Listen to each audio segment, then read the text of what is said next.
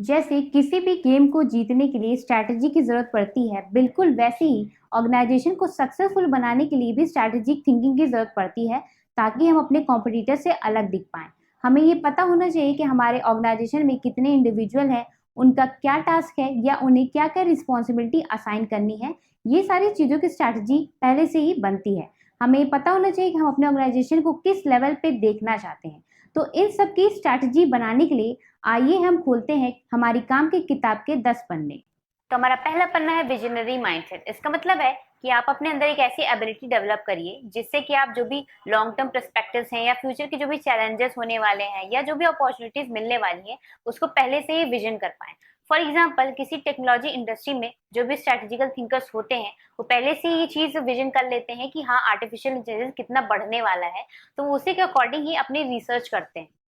तो हमारा दूसरा पन्ना है एनालिटिकल स्किल्स। इसका मतलब है कि जो भी डाटा है या जो भी इंफॉर्मेशन है, आप उसको कलेक्ट करिए और उसे एनालाइज करिए, ताकि आप एक अच्छा डिसीजन ले पाए और डिफरेंट टाइप की स्ट्रैटेजीज बना पाए। फॉर एग्जांपल, जो भी स्ट्रैटेजिकल थिंकर्स होते हैं, वो मार्केट में जो भी ट्रेंड्स चल रहे होते हैं या जो भी कंज्यूमर का बिहेवियर है, उसको एनालाइज करके ही अपने आगे का प्रोसेस करते हैं और कोई भी डिसीजन लेते हैं।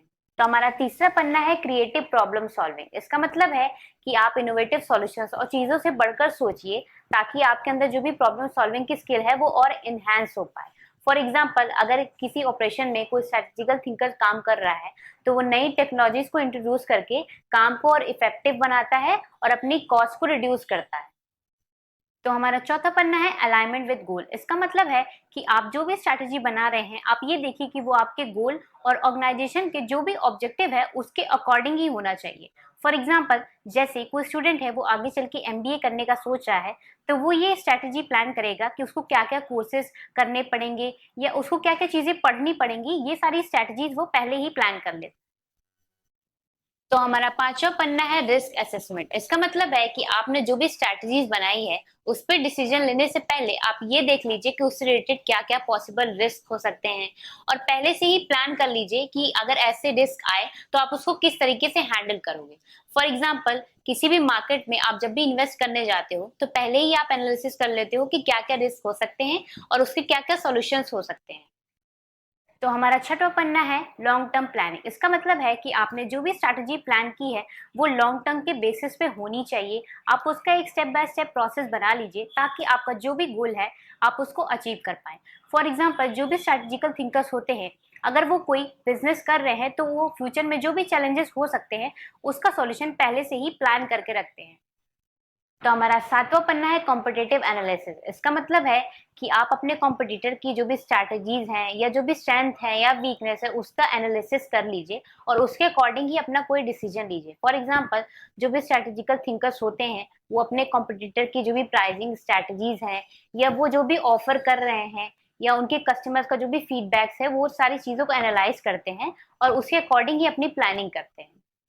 तो हमारा आठवां पन्ना है मार्केट रिसर्च। इसका मतलब है कि आप कोई भी स्ट्रैटेजी बनाने से पहले मार्केट रिसर्च कर लीजिए कि क्या क्या मार्केट में ट्रेंड्स चल रहे हैं, कस्टमर की नीड्स क्या है, उनकी प्रेफरेंसेस क्या है, उसके अकॉर्डिंग ही आप कोई प्लान करिए। फॉर एग्जांपल, जो भी स्ट्रैटेजिकल थिंकर्स होते हैं, वो पहले मार्केट रिसर्च करते हैं कि मार्केट में क्या ट्रेंड्स हैं या कस्टमर की क्या नीड्स है, वो उसके अकॉर्डिंग ही अपने इनोवेटिव आइडियाज लाते हैं या कुछ ऐसे प्रोडक्ट्स लाते हैं जो उनकी नीड्स को फुलफिल कर पाए। तो हमारा नौवां पन्ना है कंटिन्यूअस लर्निंग। इसका मतलब है कि जो भी मार्केट के ट्रेंड्स हैं या जो भी बेस्ट प्रैक्टिसेस हैं, जो भी न्यू टेक्नोलॉजीज आ रही हैं, आप उससे हमेशा अपडेटेड रहिए और उसे अडेप्ट करने की कोशिश करिए। फॉर एग्जांपल, जो भी स्ट्रेटेजिकल थिंकर्स होते हैं, वो जो भी मार्केट के ट्रेंड्स है उसका एनालिसिस करते रहते हैं और जो भी इंडस्ट्री की कॉन्फ्रेंसेज है या जो भी मीटिंग्स है उसको अटेंड करते हैं, ताकि उन्हें और नॉलेज मिले और वो अपनी स्ट्रेटेजीज और अच्छी बना पाए। तो हमारा 10वां और आखिरी पन्ना है कोलैबोरेटिव माइंडसेट। इसका मतलब है कि आप जब भी डिसीजन ले रहे हो, तो आपके जो भी स्टेक होल्डर्स हैं या कलीग्स हैं, उनसे आप ओपिनियंस लीजिए, उनसे इनपुट्स लीजिए और ये पूछिए कि आपको किस किस एरिया में इम्प्रूवमेंट की जरूरत है, ताकि आप और इफेक्टिव हो पाएं और प्रोडक्टिव हो पाएं। फॉर एग्जाम्पल, जो भी स्ट्रेटेजिकल थिंकर्स होते हैं, वो टीम वर्क में काम करते हैं और अलग अलग डिपार्टमेंट से ओपिनियन लेके अपना जो भी प्लानिंग है उसमें उसको मॉडिफाई करते हैं और उसको और अच्छा बनाने की कोशिश करते हैं।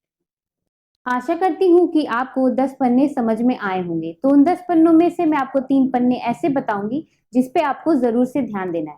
पहला ये है कि आप लॉन्ग टर्म के पर्सपेक्टिव से सोचिए और दूसरा ये है कि आपके कॉम्पिटिटर की जो भी स्ट्रैटेजीज़ है आप उसको एनालाइज़ करिए और तीसरा ये है कि इंडस्ट्री के जो भी ट्रेंड्स हैं आप उससे हमेशा अपडेटेड रहिए।